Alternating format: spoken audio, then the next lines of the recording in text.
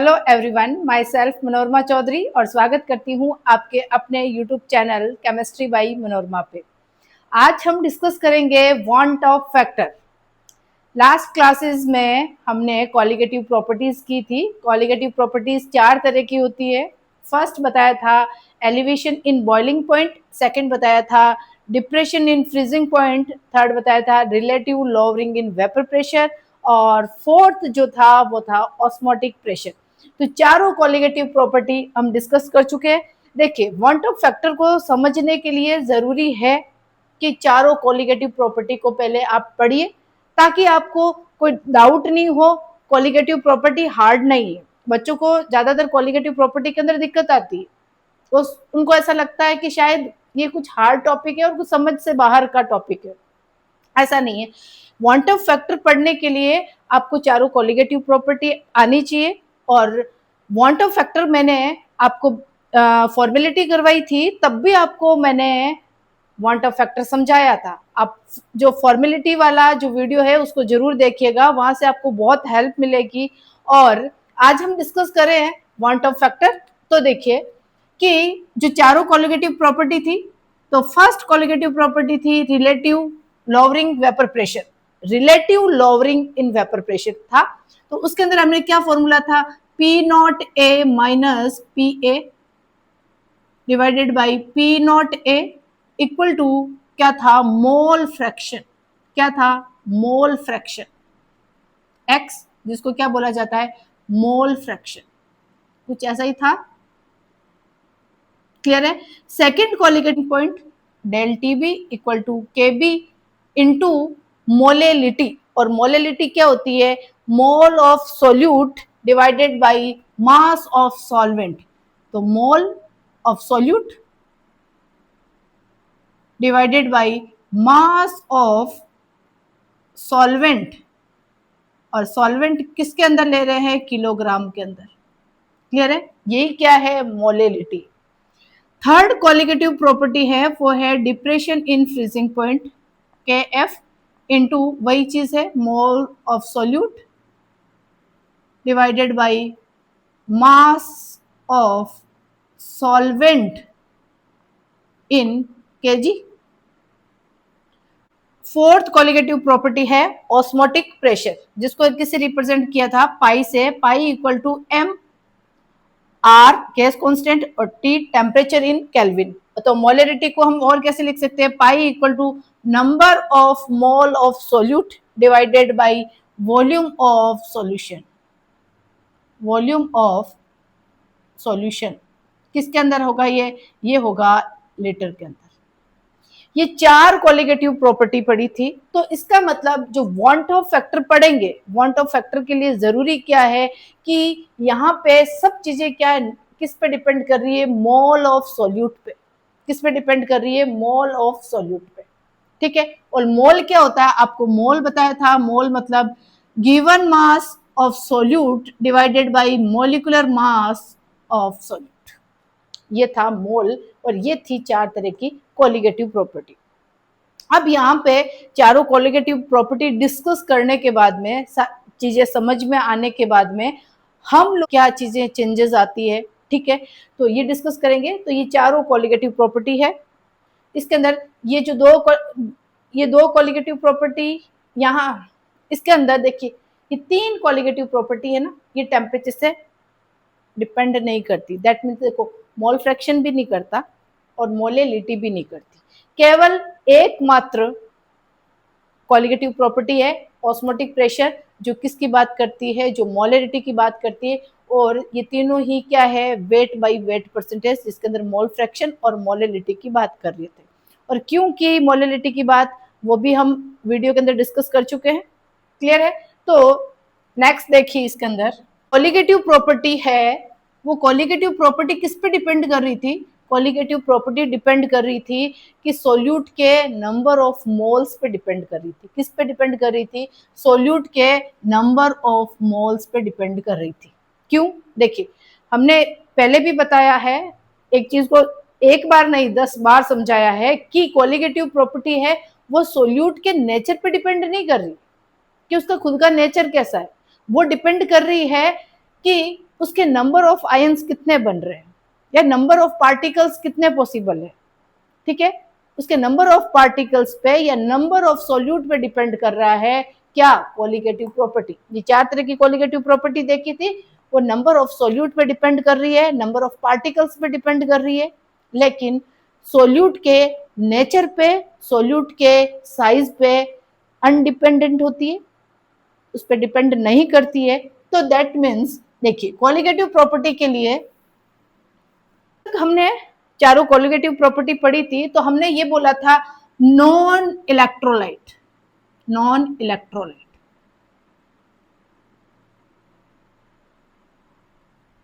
ने किसकी बात की थी, नॉन इलेक्ट्रोलाइट। इलेक्ट्रोलाइट का मतलब, नॉन इलेक्ट्रोलाइट और इलेक्ट्रोलाइट का क्या मीनिंग होता है। देखिए हमने जब चारों कोलिगेटिव प्रॉपर्टी पढ़ी थी ना, तो हमने ऐसे सॉल्यूट को यूज किया था जो अपनी ओरिजिनल फॉर्म के अंदर भी उतने ही आयंस बना रहा है और उसके सॉल्यूशन फॉर्म के अंदर भी उसके नंबर ऑफ पार्टिकल्स उतने ही रह रहे, मतलब कोई चेंजेस नहीं आ रहा। इस चीज को समझना कि जब उसका सॉल्यूशन में ऐड नहीं किया था उस सॉल्यूट को, तब भी उसके उतने ही आयन थे, और जब उसको सॉल्वेंट में ऐड किया और जब सॉल्यूशन बना तब भी उसके पार्टिकल्स उतने ही रहे, मतलब पार्टिकल्स में कोई चेंजेस नहीं आया, उसको बोलते हैं नॉन इलेक्ट्रोलाइट।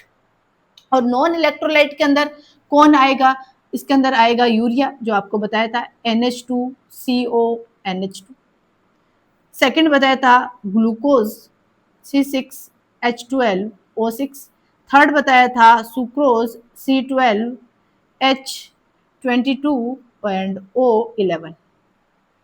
ये कुछ ऐसे नॉन इलेक्ट्रोलाइट पार्टिकल्स बताए थे, जो बताया था कि ये जो सॉल्यूट है वो कैसा है, नॉन वोलेटाइल। कैसा, नॉन वोलेटाइल बताया था।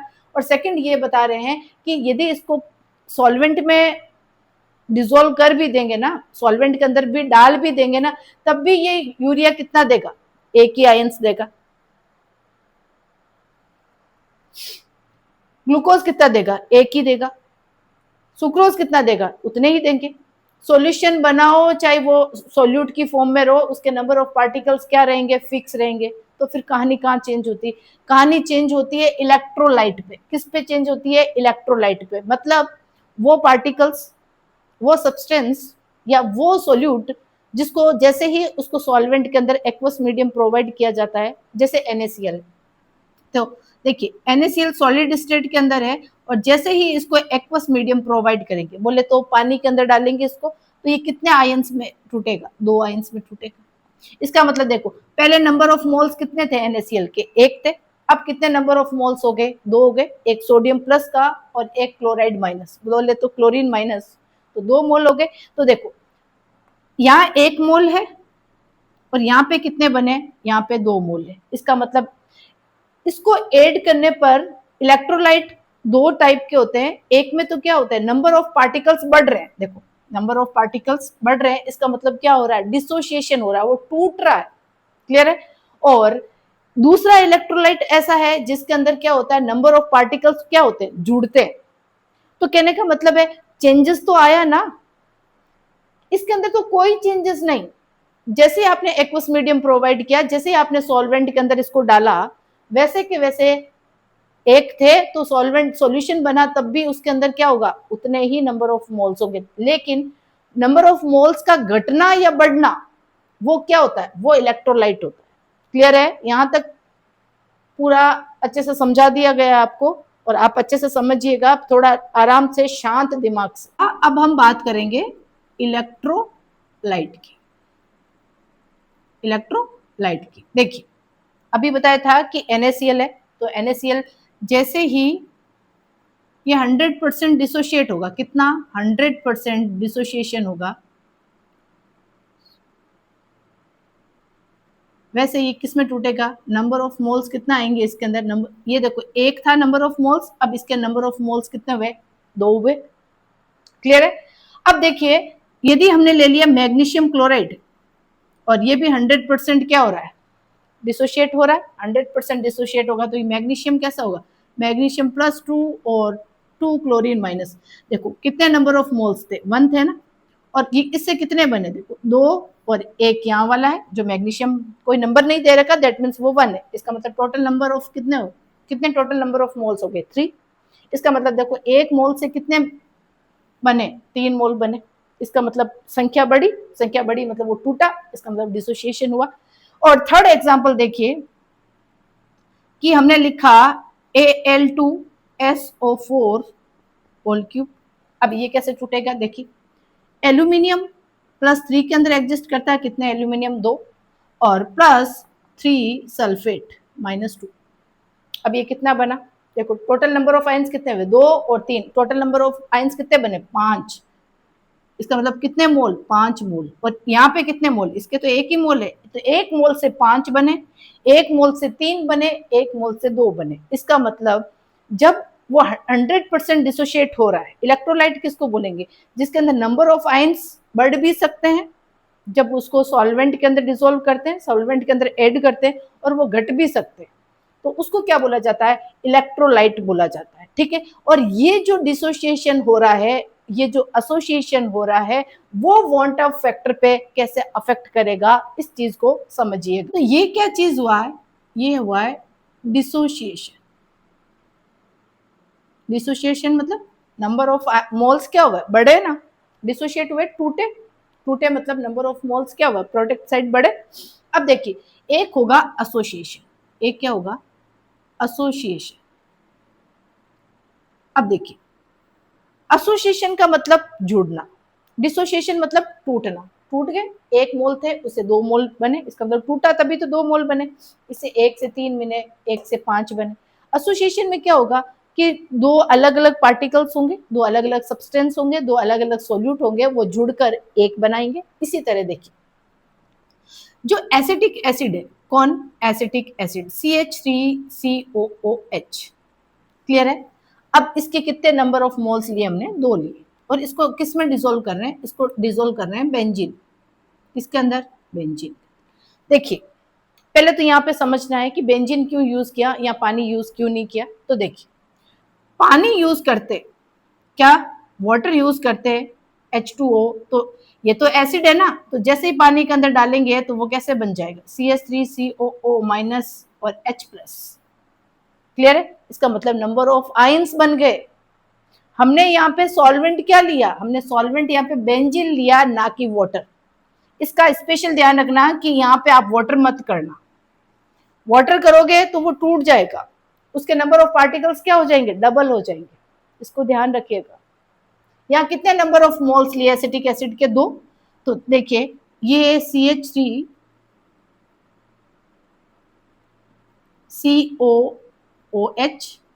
प्लस यहाँ पे होगा COOH और ये होगा CH3। अब देखिए ये एसिटिक एसिड है, ये एसिटिक एसिड का ओपन स्ट्रक्चर है, 2 तरह के एसिटिक एसिड है। अब इसके अंदर क्या हुआ कि इसके अंदर हाइड्रोजन बॉन्डिंग, आपको बोला था फ्लोरीन, ऑक्सीजन और नाइट्रोजन यदि डायरेक्टली हाइड्रोजन से जुड़ा हुआ है तो उसको क्या बोला जाएगा, उसको बोला जाएगा हाइड्रोजन बॉन्डिंग। हाइड्रोजन बॉन्डिंग एक स्ट्रॉन्ग बॉन्डिंग होगी। तो देखिए यहाँ ऑक्सीजन है, हाइड्रोजन है, और क्या चाहिए, सोने पे सुहागा। ये देखिए भैया ये क्या बन गया, हाइड्रोजन बॉन्डिंग। क्लियर है, तो इसका मतलब यहाँ तो कितने नंबर ऑफ मोल्स थे, 2, और यहाँ पे नंबर ऑफ मोल्स अब कितने बन गए, 1 बन गया। एक ही तो है, हाइड्रोजन बॉन्डिंग करके ये डाइमराइज हो गया, ये क्या हो गया, डाइमराइज्ड। इसको समझना, ये डाइमराइज्ड हो गया। 2 एसिटिक एसिड से देखिए हाइड्रोजन बॉन्डिंग बना के, हाइड्रोजन बॉन्डिंग की वजह से ये डाइमराइज्ड फॉर्म के अंदर एग्जिस्ट कर रहा है, और इसके नंबर ऑफ मोल्स कितने हैं, इसके नंबर ऑफ मोल्स 1 है, एक ही है। इसका मतलब यहाँ पे क्या हुआ कि यहाँ नंबर ऑफ मोल्स क्या हुए, घटे, और यहाँ पे नंबर ऑफ मोल्स क्या हुए, बढ़े, यही हुआ। और इसको क्या बोला, डिसोसिएशन, और इसको क्या बोला, एसोसिएशन। वेरी वेरी इंपॉर्टेंट, यहां से ही वॉन्ट ऑफ फैक्टर मैटर करेगा, यहां से ही वॉन्ट ऑफ फैक्टर की कहानी शुरू होगी। जिसने डिसोसिएशन और एसोसिएशन को अच्छे से पढ़ लिया है ना, उसके लिए वॉन्ट ऑफ फैक्टर की कहानी में ज्यादा कोई दिक्कत नहीं आएगी।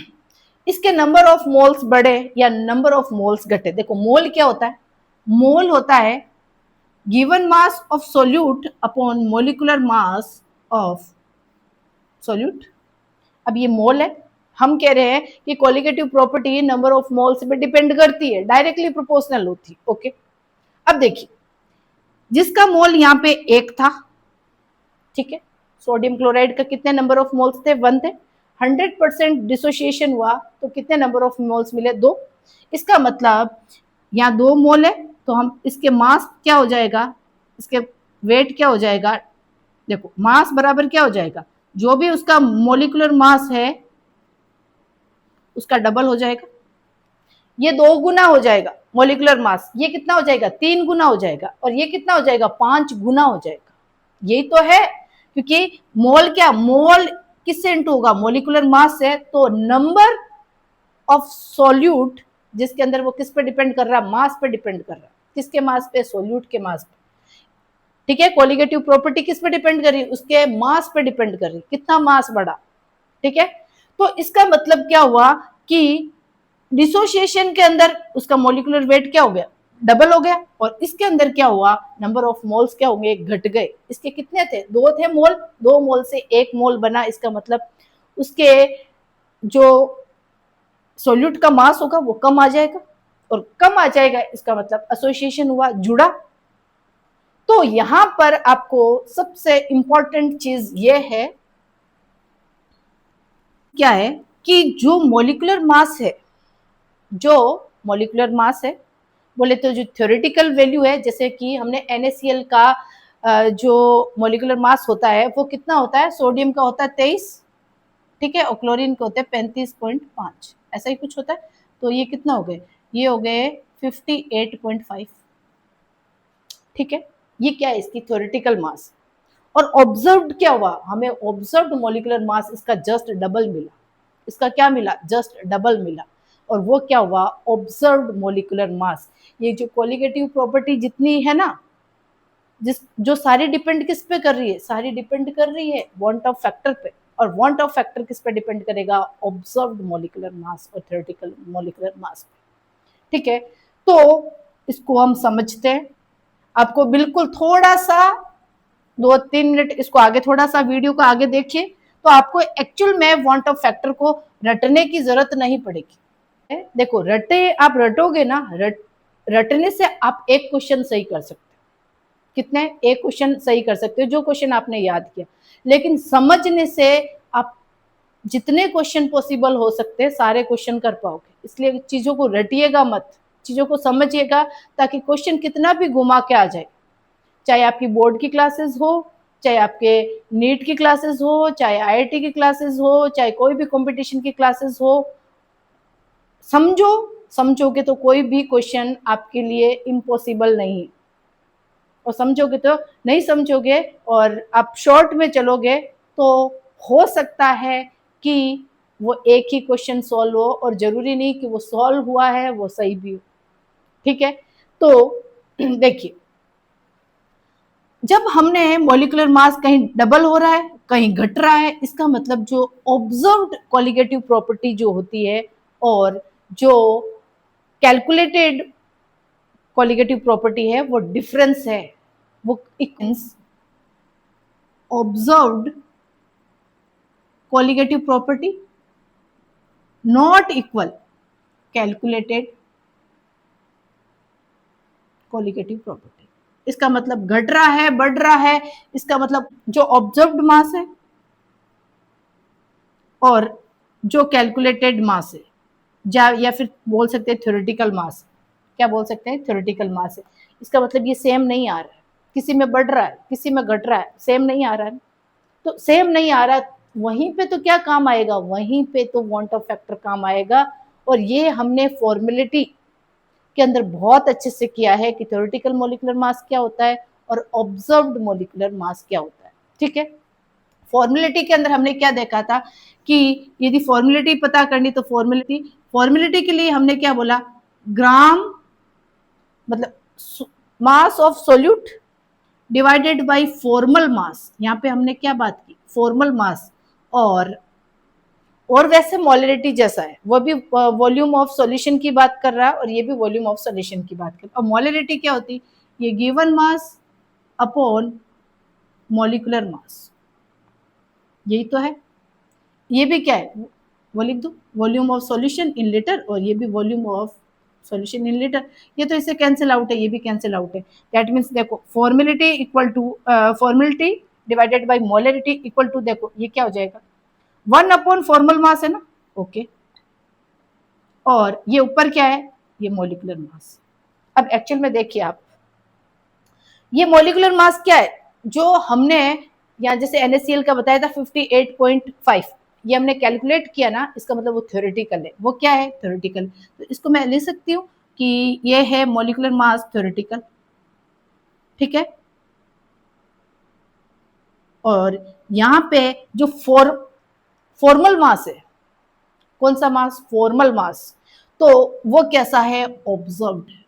वो कैसा है, ऑब्जर्व्ड है। और इसी को हमने क्या बोला था, इसी को हमने बोला था वांट ऑफ फैक्टर, जो फॉर्मेलिटी के अंदर बहुत अच्छे से पढ़ा था।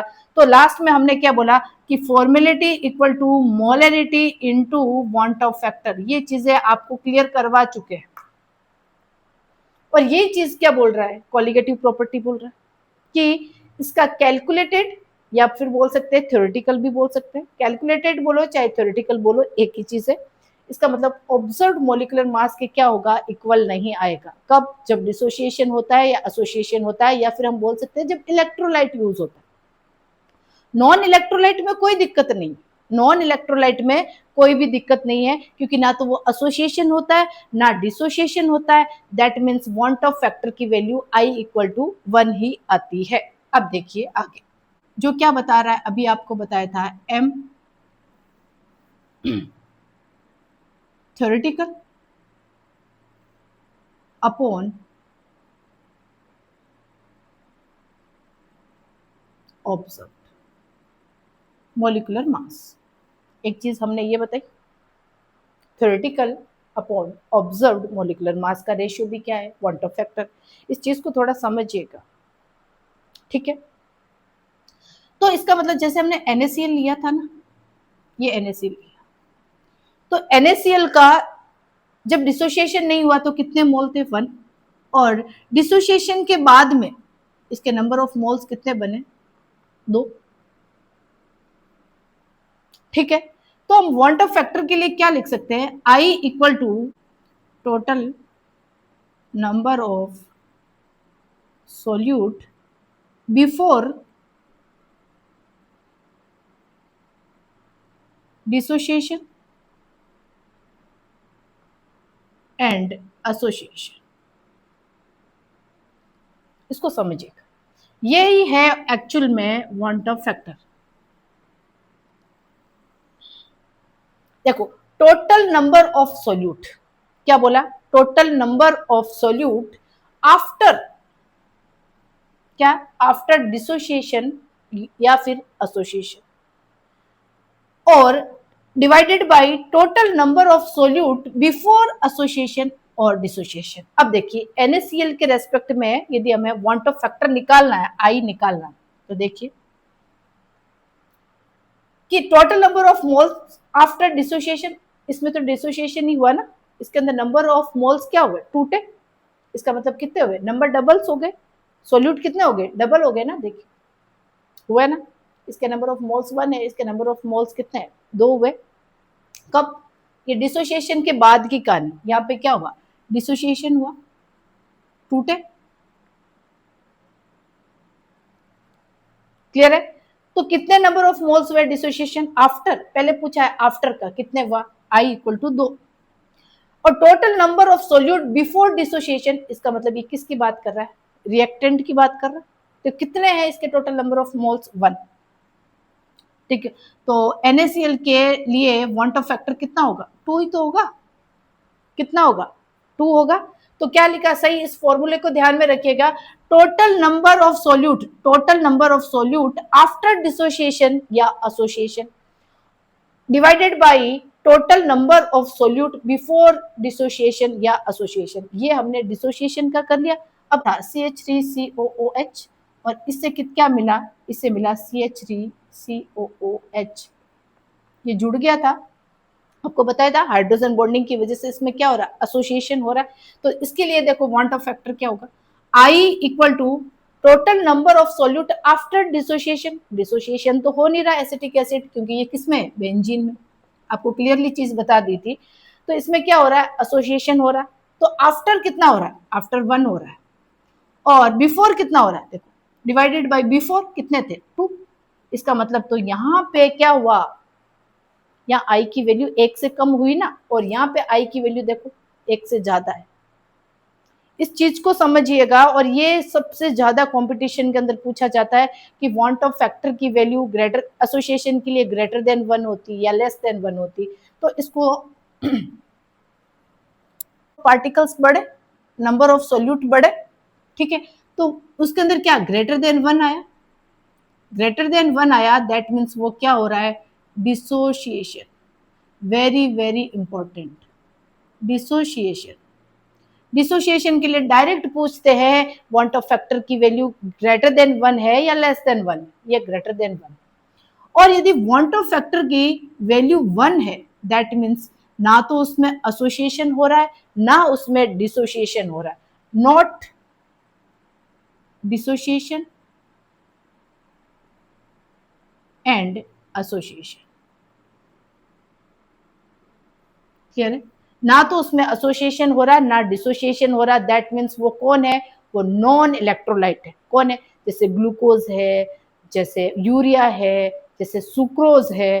तो इसके अंदर ना एसोसिएशन होता है या डिसोसिएशन होता है, मतलब जैसे डिसोसिएशन से पहले या एसोसिएशन से पहले और एसोसिएशन या डिसोसिएशन के बाद में नंबर ऑफ पार्टिकल्स उतने ही रह रहे। इसका मतलब आई इक्वल टू 1।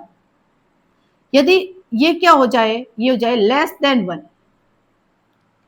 एक से कम वैल्यू आएगी। अभी एसोसिएशन के अंदर बताया था कि आई इक्वल टू आफ्टर कितना था, आफ्टर कितना था 1, और बिफोर कितने थे 2। दैट मीन्स देखो 1 से कम है ना, 1/2, इसका मतलब 0.5, इसका मतलब 1 से कम है।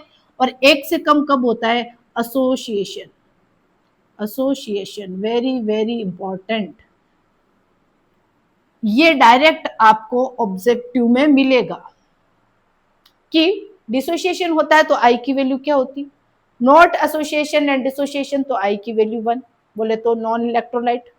और यदि एसोसिएशन हुआ तो आई की वैल्यू 1 से कम आएगी। वेरी वेरी इंपॉर्टेंट, इस पे जितना तारे सितारे लगाने हैं ना आप लगा लीजिए, ये वांट ऑफ फैक्टर का बहुत बड़ा कॉन्सेप्ट है। क्लियर है, तो देखिए पूरा ही लिख देते हैं वरना लगेगा कि आधा अधूरा लिखा। तो डिसोसिएशन हुआ था जैसे कि NaCl है, इसको समझिएगा। यहाँ से छोटे छोटे क्वेश्चन बनते हैं, क्या बनते हैं, छोटे छोटे से क्वेश्चन बनते हैं। अब देखिए 1 मोल था, इसे कितने मोल बने, 2 मोल बने। इसका मतलब ये जो नंबर ऑफ मोल्स डबल हुए या ट्रिपल हुए या कितना हुआ, कितना गुना हुआ, ये क्या बताता है, ये बताता है ऑब्जर्व्ड। ये क्या बताता है, ऑब्जर्व्ड। और ये क्या बताता है, ये कैलकुलेटेड बताता है। ये क्या बताता है, कैलकुलेटेड। आपको पहले ही चीजें बताई थी। ये क्या है, कैलकुलेटेड, और ये क्या है, ऑब्जर्व्ड। एक्चुअल में यही तो डिफरेंस है कि ऑब्जर्व्ड कॉलिगेटिव प्रॉपर्टी कितनी होगी। आपको बताया था कि जो कॉलिगेटिव ऑब्जर्व्ड कॉलिगेटिव प्रॉपर्टी है, colligative property not equal to calculated colligative property. इसका मतलब जो इलेक्ट्रोलाइट होगा ना, क्या इलेक्ट्रोलाइट जिसके अंदर एसोसिएशन या डिसोसिएशन हो रहा है, उसके observed colligative property calculated colligative property के इक्वल नहीं आएगी, नहीं आएगी। ये ज्यादा भी हो सकती है, कोई भी ज्यादा हो सकती है, ऑब्जर्व्ड कॉलिगेटिव प्रॉपर्टी भी ज्यादा हो सकती है और कैलकुलेटेड कॉलिगेटिव प्रॉपर्टी भी ज्यादा हो सकती है।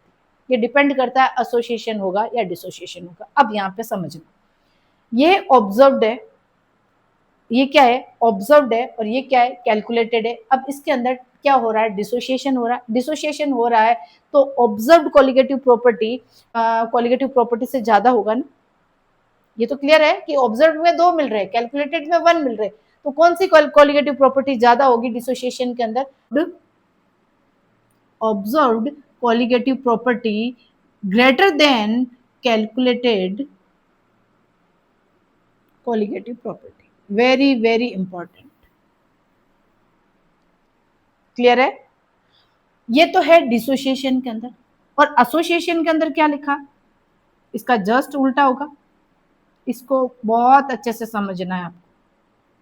छोटे छोटे क्वेश्चंस, आजकल क्वेश्चन बहुत स्टेटमेंट में आने लगे. वन लाइन आंसर नहीं है, ठीक है, वन लाइन क्वेश्चन नहीं है, आजकल स्टेटमेंट. इसका मतलब आपको यदि उस टॉपिक से 100% समझ में आ रहा है ना, तब आप किसी एक को गलत या सही चूज कर सकते हो.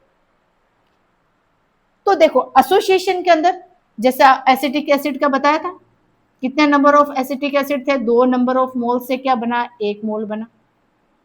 ऐसा ही कुछ हुआ था. इसका मतलब ये डाइमराइज फॉर्म के अंदर आ गया और इसका कारण क्या था? Hydrogen bonding. अब 2 मोल से क्या बना? 1 मोल बना.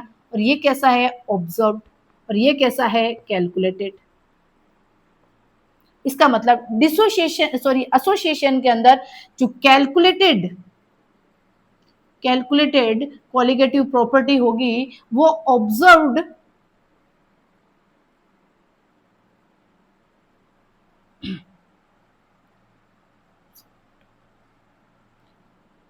कॉलिगेटिव प्रॉपर्टी से क्या होगी?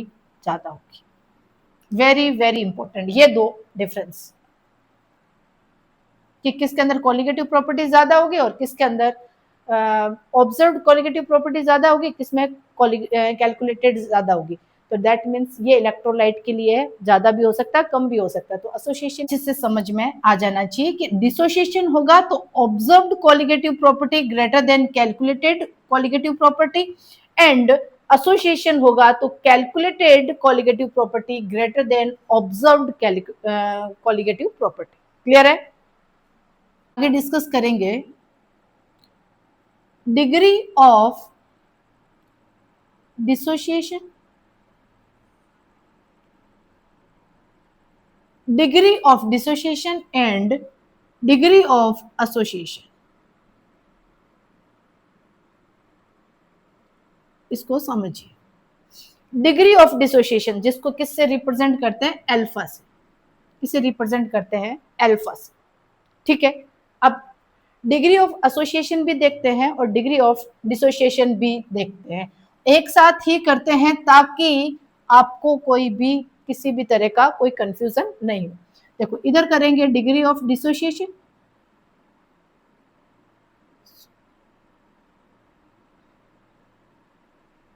और इधर करेंगे डिग्री ऑफ एसोसिएशन. डिसोसिएशन में क्या होता है? नंबर ऑफ मोल्स क्या होते हैं? बढ़ते हैं. तो देखिए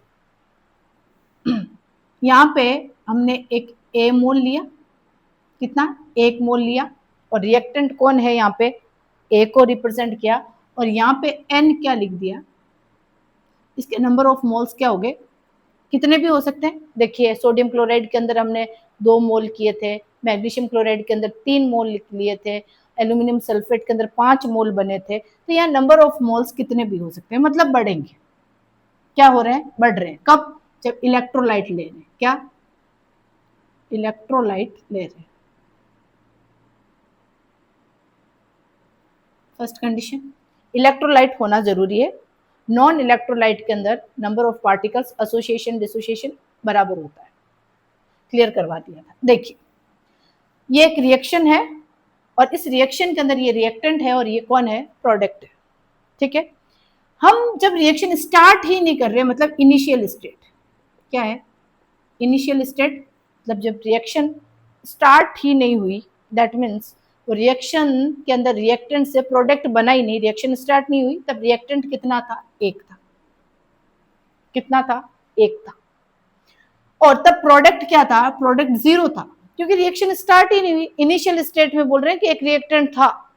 और यहाँ पे equilibrium state, degree of dissociation equilibrium पे काम करेगा. किस पे? इक्विलिब्रियम. ओके. अब कुछ टाइम बाद इक्विलिब्रियम कहां पे? At equilibrium. इसके अंदर क्या होगा? रिएक्टेंट की मात्रा धीरे धीरे घटेगी. बिल्कुल सही है. रिएक्टेंट धीरे धीरे घटेगा और प्रोडक्ट धीरे धीरे क्या होगा, बढ़ेगा। यही तो होगा, तभी तो रिएक्शन बोलेंगे। भाई रिएक्टेंट घटेगा तभी तो प्रोडक्ट बढ़ेगा। ओके, कितना घटेगा हमने बोल दिया। यहाँ डिग्री ऑफ डिसोसिएशन हमने बोला कि यहाँ में इसमें एक में से कुछ अल्फा घटा, डिग्री ऑफ डिसोसिएशन अल्फा, कुछ मात्रा घटी, कितनी मात्रा, अल्फा। इसका मतलब कितना बना, जितने number of particles N alpha. कितने अल्फा, इसका मतलब कितने घटे, अल्फा घटे, तो कितने बढ़े, अल्फा बढ़े। कितने जितने नंबर ऑफ क्या दे रखे, सोल्यूट दे रखे, जितने नंबर ऑफ मोल्स, ये जितने घटेंगे उतने ही तो ये बढ़ेंगे। क्लियर है ना। लेकिन ये 100% नहीं घट रहा है, ये 100%, क्योंकि इक्विलिब्रियम के अंदर डिग्री ऑफ डिसोसिएशन बोले तो वो कंप्लीट रिएक्शन नहीं हो रही, मतलब एक बार वो रिएक्टेंट प्रोडक्ट में जा रहा है, प्रोडक्ट वापस रिएक्टेंट में आ रहा है, इसका मतलब 100% डिसोसिएशन नहीं हो रहा है। इस चीज को क्लियर कर। अब टोटल नंबर ऑफ मोल्स देखो, टोटल नार्टिकल्स ऑब्जर्व, देखिए कितने total number of particles, 1 minus alpha plus N alpha. Clear है, ये कितना है, 1 minus alpha plus N alpha, ये क्या, तो थ्योरेटिकल नंबर ऑफ मोल्स या फिर पार्टिकल्स बोल सकते हैं, कितने थे, 1 थे ना, एक ही था, इसमें से इतना घटा और इतना बढ़ा, मतलब इतना रिएक्टेंट घटा और इतना प्रोडक्ट बढ़ा, बिल्कुल सही। तो आई क्या था, आई हमने क्या बोला था, यहाँ पे अपने को समझा देते हैं ताकि वापस फिर एसोसिएशन कर लेंगे। देखो total number of particles observed, ये ऑब्जर्व्ड हुए, और थ्योरेटिकल कितने थे, थ्योरेटिकल मतलब स्टार्टिंग के अंदर कितने थे, 1 थे। तो हमने वांट ऑफ फैक्टर आई का फॉर्मूला क्या लिखा, total number of solute after dissociation, क्योंकि हम तो यहाँ पे किसकी बात कर रहे हैं, डिसोसिएशन की बात कर रहे हैं, and total number of solute before dissociation, before dissociation.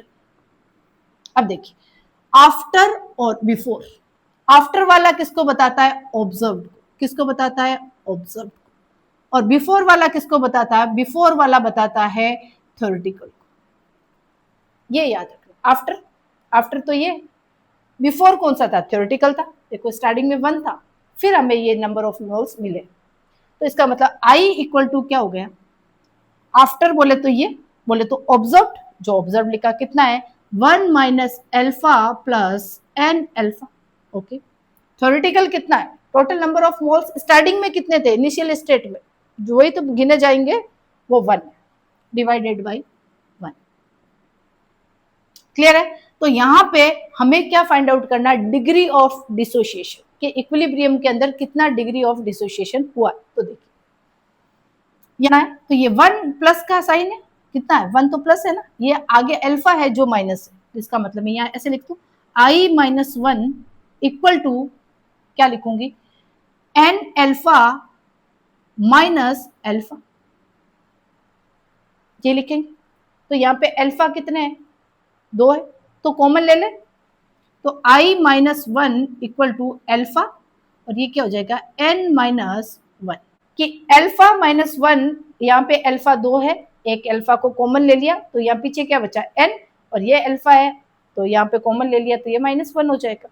अब हमें क्या पता करना है, हमें पता करना है यहाँ पे अल्फा, अल्फा कौन है, degree of dissociation, degree of dissociation, तो अल्फा इक्वल टू क्या हो जाएगा, आई माइनस 1, आई क्या है, वांट ऑफ फैक्टर, और N minus 1, very very important. इस फॉर्मूले पे ना जाने कितनी बार न्यूमेरिकल क्वेश्चन आता है, या कई बार इसका रिलेशन पूछ लेते हैं कि नंबर ऑफ पार्टिकल्स जब डिसोशिएट हो रहा है या डिसोसिएशन हो रहा है, तो उसके लिए डिग्री ऑफ डिसोसिएशन का फॉर्मूला क्या होगा, या कौन सा रिलेशन सही। तो ये है alpha equal to I minus one divided by N minus one. Very very important, ये है डिसोसिएशन का। वापस हम जाते थे, देखिए एक रिएक्टेंट था और जब उसका डिसोसिएशन हुआ तो नंबर ऑफ पार्टिकल्स बढ़े। तो कितने बढ़े वो उस पर्टिकुलर इलेक्ट्रोलाइट पे डिपेंड करेगा। NaCl होगा तो 2 बनेगा, एल्यूमिनियम क्लोराइड हुआ तो 4 होगा। तो जो भी इलेक्ट्रोलाइट कर रहे हो उसके नंबर ऑफ मोल्स पे डिपेंड करेंगे, ठीक है, नंबर ऑफ पार्टिकल्स पे डिपेंड करेंगे। तब जब रिएक्शन स्टार्ट ही नहीं हुई तो रिएक्टेंट ही था ना, जब रिएक्शन स्टार्ट ही नहीं हुई थी तो 1 था, इसका मतलब उस टाइम प्रोडक्ट बना क्या, नहीं बना, इसका मतलब 0। लेकिन एक इक्विलिब्रियम फॉर्म के अंदर उसके अंदर रिएक्टेंट धीरे धीरे घटेगा और प्रोडक्ट धीरे धीरे क्या होगा, बढ़ेगा। ये तो सीधी सी बात है। कितना घटा कि अल्फा घटा, कितना बढ़ा, जितने नंबर ऑफ पार्टिकल्स, यहाँ तो मोल कितना था, 1 ही था, इसके मोल कितना था, 1 ही था, तो यहाँ 1 लिख दिया। यहाँ पे नंबर ऑफ मोल्स कितने हैं, जितने मोल्स n है तो n लिख दिया। और कितने बढ़े, जितने यहाँ से घटे वही तो इधर बढ़े, जितना रिएक्टेंट में घटा वही तो ऐड कहाँ हुआ, प्रोडक्ट में, बिल्कुल अल्फा। ओके, तो total number of particles observed, ये है ऑब्जर्व्ड, मतलब ये क्या हो गया, 1 minus alpha plus N alpha. जो इक्विलिब्रियम वाली स्टेज थी ना उसको हमने दोनों को क्या कर लिया, जोड़ लिया, 1 minus alpha plus N alpha. Clear है। अब थ्योरेटिकल नंबर ऑफ मोल्स कितने हैं, थ्योरेटिकल तो हमने पता कि NaCl का 1 ही मोल लिया था, तो या फिर जिसके भी जो भी इलेक्ट्रोलाइट ले रहे हैं उसके कितने नंबर ऑफ मोल्स है, उसके तो 1 ही मोल होगा ना, उसके नंबर ऑफ मोल्स 1 हो गए। अब वॉन्ट ऑफ फैक्टर का फॉर्मूला आपको बताया कि total number of solute after dissociation और total number of solute before dissociation. तो आफ्टर वाला ऑब्जर्व्ड, जो हमने लिखा यहाँ ऑब्जर्व्ड, और बिफोर वाला बोले तो थ्योरेटिकल जो 1 है बस। तो आफ्टर वाला मैं लिख दिया 1 minus alpha plus N alpha, और थ्योरेटिकल वाला 1 था तो हमने 1 से तो ठीक है 1 लिखा हुआ, दैट मीन्स कोई दिक्कत नहीं। तो यहाँ पे आई जो है 1 से इंटू होगा तो वो आई रहेगा ना, उसमें तो कोई चेंजेस नहीं। अब अपने को क्या निकालना है, अपने को तो डिग्री ऑफ डिसोसिएशन बोले तो अल्फा बताना। ओके, तो ये जो प्लस का साइन था ये प्लस ही है, 1 है, 1 तो ये इधर आएगा तो -1 हो जाएगा। और पीछे है देखिए एन अल्फा माइनस अल्फा, ये एन अल्फा माइनस अल्फा लिख दिया। इसमें से अल्फा को क्या ले लिया, कॉमन ले लिया, तो ये क्या हो जाएगा एन, और ये इधर अल्फा है तो -1। और हमें क्या पता करना, ये डिग्री ऑफ डिसोसिएशन, ये अल्फा है तो पता करना, तो alpha equal to I minus one divided by N minus one. ये है आपका डिग्री ऑफ डिसोसिएशन के लिए फॉर्मूला। डिग्री ऑफ एसोसिएशन,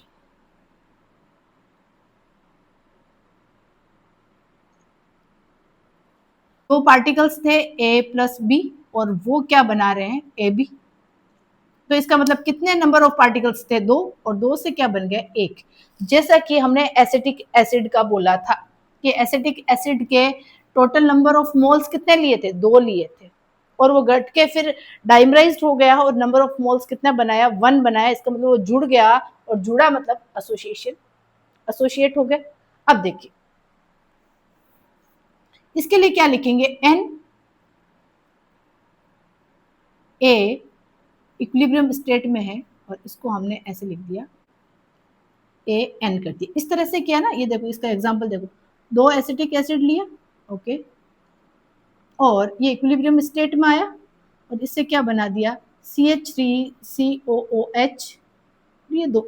ये देखिए कितने नंबर ऑफ मोल्स है, 2 है। अब घटकर कितने हो गए, अब तो एक ही रहा ना, ये देखो यहाँ से एन यहाँ पे आ गया। क्लियर है ना। अब देखिए अब इसके अंदर भी क्या करेंगे, इनिशियल स्टेट के अंदर, इनिशियल स्टेट के अंदर मतलब जब रिएक्शन स्टार्ट ही नहीं हुई तो सिर्फ कौन था, रिएक्टेंट ही था। कितना था, एन था। कितना था, एन था। एन बोले तो यहाँ पे हम क्या लिख देंगे, 1। 1 हो सकता है, 2 हो सकता है, कुछ भी हो सकता है, हमने बोला 1। क्या उस टाइम प्रोडक्ट बना, नहीं। लेकिन at equilibrium, at equilibrium reactant की मात्रा धीरे धीरे घटी, और प्रोडक्ट की मात्रा धीरे धीरे बढ़ी। तो अब देखिए यहाँ पे कितना घटा, यहाँ डिग्री ऑफ एसोसिएशन जो डिग्री यहाँ पे बता दी कि अल्फा घटा, कितना घटा 1 माइनस अल्फा। अब बढ़ेगा कितना, इसका मतलब ये 1 माइनस अल्फा, अब ये क्या हो जाएगा, ये हो जाएगा अल्फा अपॉन एन। ये देखिए ये घट रहा है मतलब कम हो रहा है। क्या हो रहा है, जितना यहाँ पे कितने थे 2 मोल्स थे, यहाँ पे कितने हो गए 1 मोल हुआ, तो 2 से क्या हो गया आधा हो गया ना। कहने का मतलब कितना घटा, जैसे अल्फा घटा, ठीक है ठीक है। और इसके अंदर क्या हुआ, इसके अंदर नंबर ऑफ पार्टिकल्स भी तो क्या हो रहे हैं, कम हो रहे हैं। इसका मतलब क्या हो रहा है, जितना एन घटा, कितने नंबर ऑफ मोल्स थे ना, उसमें से क्या हुआ अल्फा डिवाइड कितने, देखो इसके अंदर क्या होगा कि कितने नंबर ऑफ पार्टिकल्स घटे, जितने अल्फा घटे, ठीक है, जितने रिएक्टेंट के अंदर पार्टिकल्स घटेंगे उतने तो उधर बढ़ेंगे, लेकिन यहाँ पे क्या हो रहा है एसोसिएशन हो रहा है, मतलब कमी आ रही, कितनी कमी आ रही, जितने नंबर ऑफ मोल्स है। तो ये अल्फा डिवाइडेड बाई एन। अब देखिए अब यहाँ पे क्या लिखेंगे, total number of particles observe,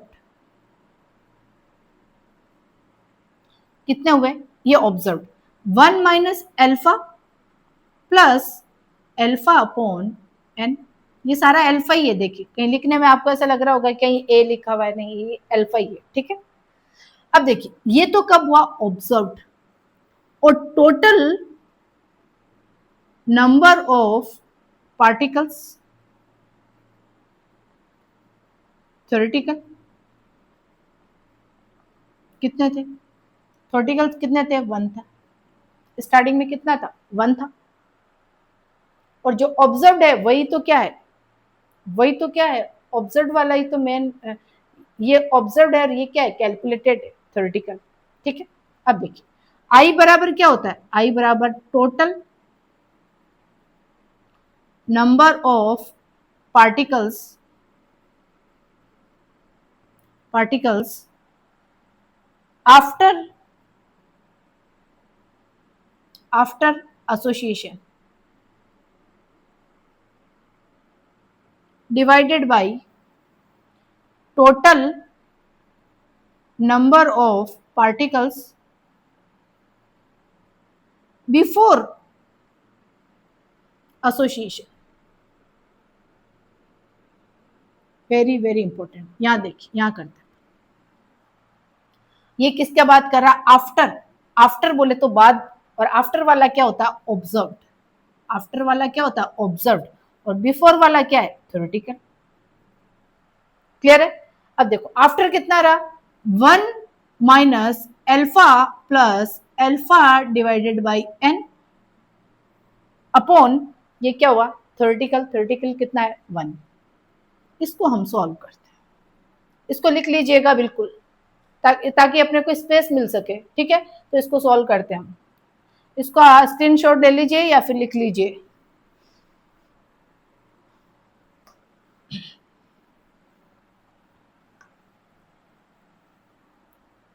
equal to क्या हुआ i equal to 1 minus alpha plus alpha upon n. Clear है, ये डिवाइडेड बाई एन है, कोई दिक्कत, ये क्या हो जाएगा इसका N 1 minus N 1 minus alpha plus alpha divided by N. तो ये इसे इंटू होगा, ये हो जाएगा एन वन ऑफ फैक्टर, ये इसे इंटू होगा तो ये क्या हो जाएगा एन, और ये क्या हो जाएगा N minus alpha plus alpha. N को क्या कर लूँ यहाँ से कॉमन ले लूँ तो क्या हो जाएगा आई माइनस 1 इक्वल टू ये तो हो जाएगा अल्फा, अल्फा यहाँ से कॉमन ले ले, ठीक है। तो ये हो जाएगा 1 minus N, N minus N I minus 1 equal to alpha 1 minus N. अब हमें क्या पता करना है डिग्री ऑफ एसोसिएशन, और डिग्री ऑफ ये एसोसिएशन ये भाई डिग्री ऑफ एसोसिएशन का ही वैल्यू है ना, ये डिग्री की वैल्यू अल्फा। अब देखो यहाँ पे क्या आएगा, यहाँ आएगा n I minus 1 divided by 1 minus alpha, very very 1 minus n. ये हो गया अपना degree of association, very very important. N फिर bracket i minus one divided by one minus n, very very important. एक क्वेश्चन यहां से solve होता है। दूसरा डिग्री ऑफ एसोसिएशन, जिसके लिए अल्फा इक्वल टू हमने क्या फॉर्मूला है, ये एसोसिएशन का है और ये डिसोसिएशन का है। ये दोनों फॉर्मूले से आपको क्वेश्चंस, न्यूमेरिकल क्वेश्चन सॉल्व होगा। ये हो गया डिग्री ऑफ एसोसिएशन और डिग्री ऑफ डिसोसिएशन। क्लियर है? ये दोनों फॉर्मूले याद रखना जरूरी है। वांट ऑफ फैक्टर है ना, ये क्या बता रहा है? आफ्टर वाला कौन था? Total number of solute after association या आफ्टर डिसोसिएशन, वो क्या था? ऑब्जर्व्ड था। तो आई क्या हो गया? Observed colligative property. क्लियर है? Directly proportional to observed colligative property. और इनवर्सली प्रोपोर्शनल क्या है? ये है calculated colligative property. Very very important, इसको ध्यान रखिएगा। अब दूसरी चीज है, जितनी भी कोलिगेटिव प्रॉपर्टी है, जितने भी ऑब्जर्व्ड कोलिगेटिव प्रॉपर्टी, सच्चाई तो यही है, सच्चाई तो ऑब्जर्व्ड कोलिगेटिव प्रॉपर्टी ही है। इसका मतलब जितनी भी हमने कोलिगेटिव प्रॉपर्टी पढ़ी है, 4 तरह की कोलिगेटिव प्रॉपर्टी पढ़ी है, वो सारी क्या है? ऑब्जर्व्ड कोलिगेटिव प्रॉपर्टी है। दैट मीन्स जो कैलकुलेटेड हमने निकाली है ना, उसको किससे इंटू करेंगे? आई से इंटू करेंगे। आई बोले तो वेंट ऑफ फैक्टर। ये ऑब्जर्व्ड कोलिगेटिव प्रॉपर्टी है। दैट मीन्स अभी तक जितनी भी कहानी की थी ना, नॉन इलेक्ट्रोलाइट के लिए की थी, नॉन इलेक्ट्रोलाइट के लिए की, तो उसके आई की वैल्यू तो 1 हो गई, उसके आई की वैल्यू क्या आ गई? 1 आ गई, क्योंकि ना तो एसोसिएशन हो रहा है ना डिसोसिएशन हो रहा है। लेकिन जब इलेक्ट्रोलाइट यूज करेंगे तब कौन काम आएगा? ऑब्जर्व्ड कोलिगेटिव प्रॉपर्टी आएगी। दैट मीन्स जितने भी हमने कैलकुलेटेड कोलिगेटिव प्रॉपर्टी की है, उसको किससे इंटू करेंगे? उसको करेंगे वांट ऑफ फैक्टर से। बोले तो observed colligative property find out करने के लिए हमें क्या करना पड़ेगा? आई इंटू कैलकुलेटेड कोलिगेटिव प्रॉपर्टी, या फिर हम बोल सकते हैं थ्योरेटिकल, या फिर आई इंटू थ्योरेटिकल कोलिगेटिव प्रॉपर्टी भी बोल सकते हैं, एक ही बात है। इसको समझिएगा, ये सच्चाई है जिसको आप जुटला नहीं सकते। का क्वेश्चन कैसे सॉल्व करोगे? जैसे फर्स्ट था relative in lowering vapour pressure, तो हमने क्या लिखा? ये था relative lowering in vapour pressure, RLVP, जिसको हमने क्या बताया था? P not A minus PA divided by P not A equal to, हमने किसके इक्वल किया था? Mole fraction. किसके? मोल फ्रैक्शन के। इसका मतलब यहां से क्या होगा? ये इनटू होगा। ये हम कैसे लिखेंगे? I into mole fraction. Very very important. यदि इलेक्ट्रोलाइट आएगा तो उसका आई डिसाइड करेगा, उसका वांट ऑफ फैक्टर से उसको इनटू करना पड़ेगा।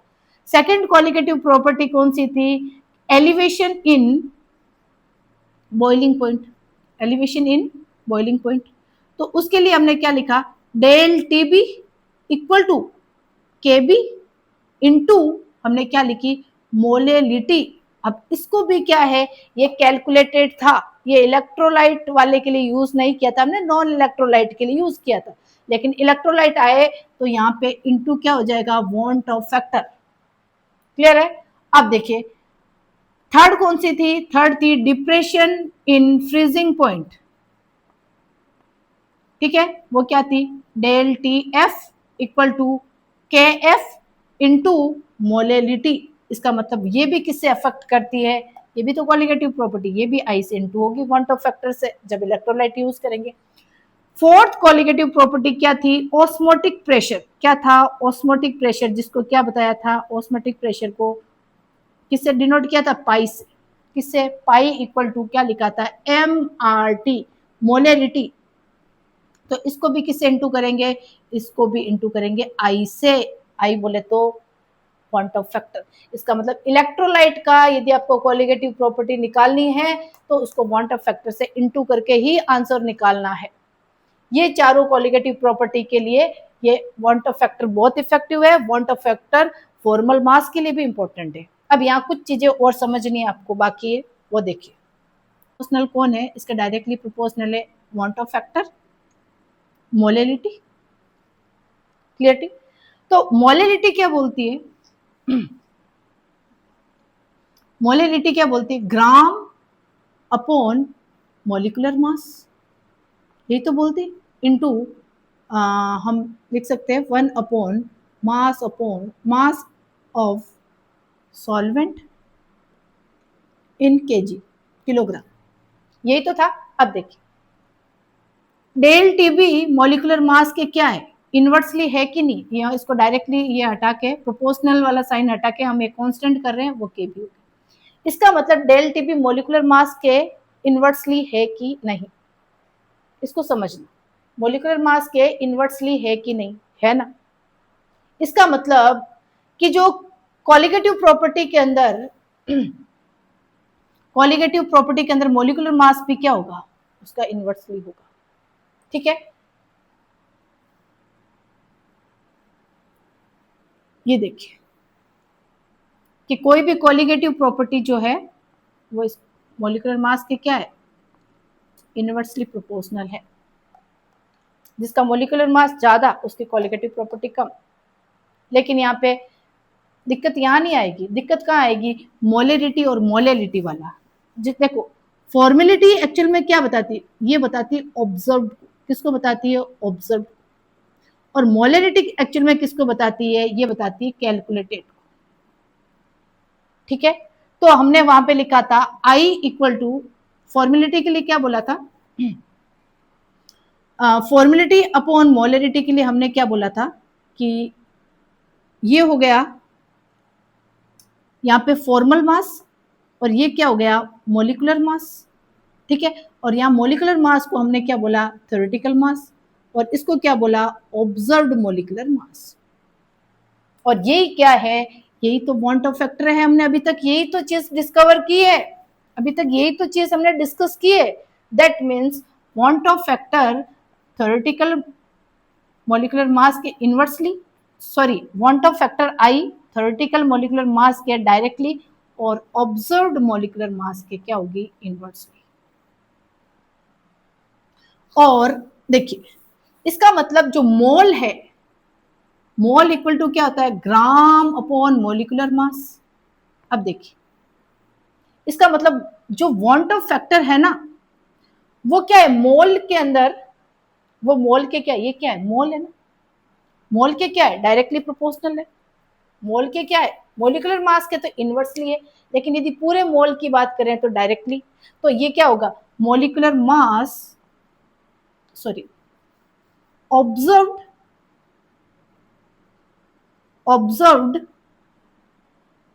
number of moles,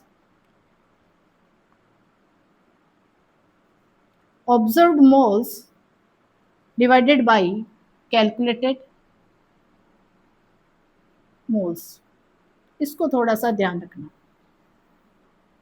कि जो वांट ऑफ फैक्टर है वो ऑब्जर्व्ड के तो वांट ऑफ फैक्टर क्या होगा, ऑब्जर्व्ड मोल्स के तो डायरेक्टली प्रोपोर्शनल है, लेकिन कैलकुलेटेड के क्या है, इनवर्सली।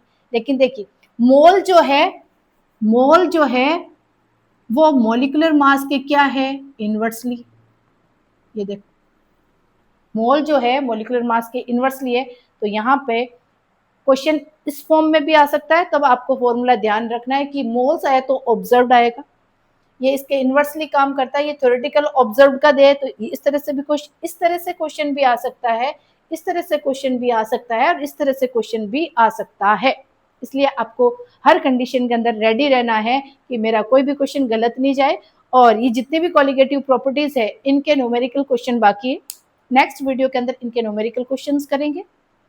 तो आप लोग कॉपी पेन लेकर ये सारा नोट डाउन कर लीजिएगा, अच्छे से पढ़िएगा। वीडियो को स्टार्टिंग में हो सकता है आपको ऐसा लग सकता है कि समझ में नहीं आ रही चीज, क्योंकि आपको समझने के लिए थोड़ा वक्त चाहिए होगा, कॉलिगेटिव प्रॉपर्टी को समझने के लिए थोड़ा टाइम चाहिए होगा। हम स्टार्ट करते ही कोई चीज समझ में नहीं आती, उसके लिए थोड़ा सा पैशन से बैठकर उसको वीडियो को अच्छे से देखिएगा और आपको बहुत अच्छे कॉन्सेप्ट से क्लियर हो जाएगा। फिर एनसीईआरटी के क्वेश्चन करिएगा। इन किसी भी फॉर्मूले से बाहर कोई भी क्वेश्चन मेरी तरफ से मान के चलो कि नहीं जाएगा। क्लियर है? तो नेक्स्ट हम करेंगे न्यूमेरिकल क्वेश्चंस।